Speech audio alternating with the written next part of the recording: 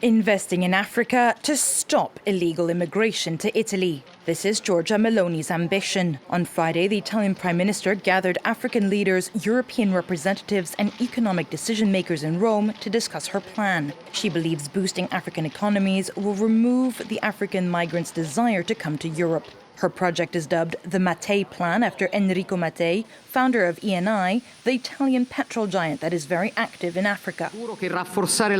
Strengthening Africa means strengthening Europe as well, building together the conditions for common stability. These are not initiatives dropped from above. These are concrete projects that were born out of dialogue, that were born out of a desire to create lasting development together with our African partners. According to the Italian press, Rome will mobilize €5.5 billion to invest in various economic sectors on the continent. The Mattei Plan covers 14 countries and investments will target raw materials and energy as well as education.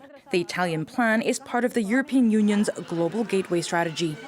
The alignment of the Mattei Plan and the Global Gateway with the African Union Agenda, the promotion of trade corridors such as the Lopito Corridor will enable our member countries to boost intra-African trade. However, some experts say that Italy has promised too much by implying that these investments could reduce the number of migrants by creating jobs and growth.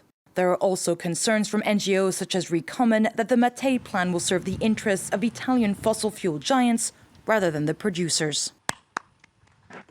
Clemence Waller with that report. Well, let's talk more about this now. We're now joined by Giovanni Merco Carbone, a professor at the University of Milan and head of the Africa program at the Italian Institute for International Political Studies. Thanks very much for joining us this evening. A pleasure to have you along. If we could just begin with your main takeaways from the announcement of the EU and Italy's €1.2 billion in investment. Well, it's in line with Giorgia Meloni's objective of having the EU on board. In terms of her own proposal for the Mattei Plan, which was launched some 18 months ago. From the very beginning, the idea was that Italy could not go alone, that the EU had to be part of it, that there must be synergies between the two. And the EU and its top leadership gave support to the Mattei Plan from the very beginning at the Italy-Africa summit in January 2024.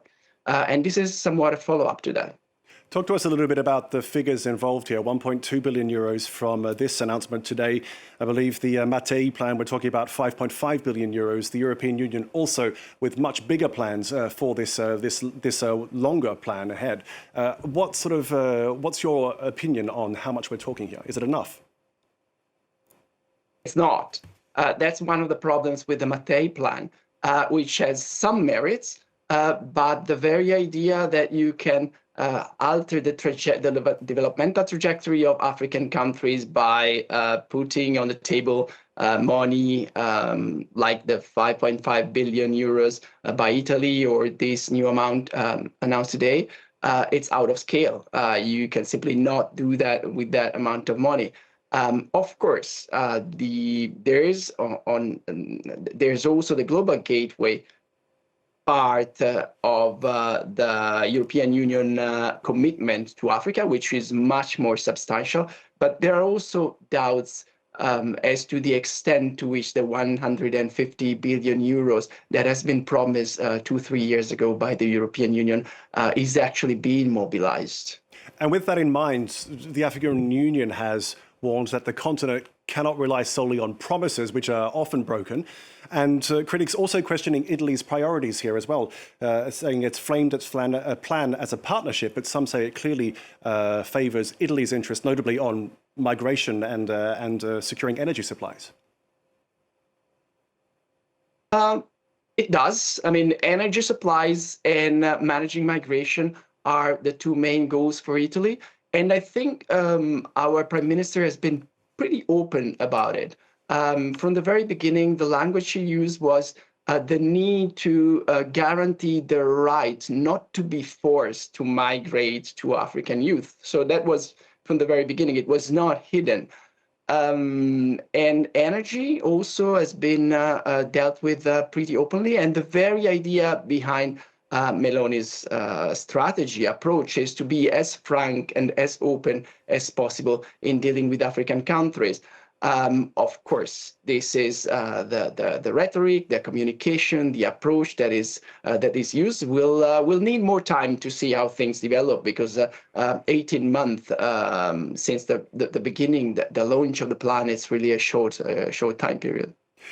We're running a little short of time, but I would like to get your view on one other quick question. Meloni speaking about moving on from paternalism. This is a reference we pretty clearly assume to France and its post-colonial politics. We've recently seen many countries turn their back on France. Are they perhaps more open to Italy's overtures?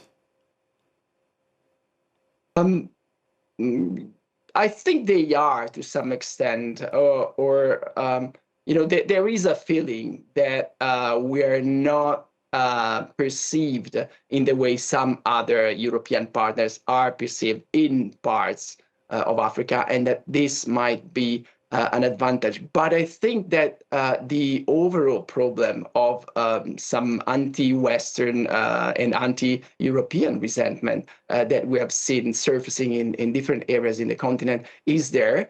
And Italy will have to face that. And one of the key issues is the one that you mentioned before, is do not make promises that you're not going to maintain. And that's another key concern that we must have in observing how the Mattei Plan unfolds. Okay, Giovanni, plenty more we could continue talking about. Unfortunately, we're right out of time. Giovanni Merco Carbone from the University of Milan. Thanks for your time.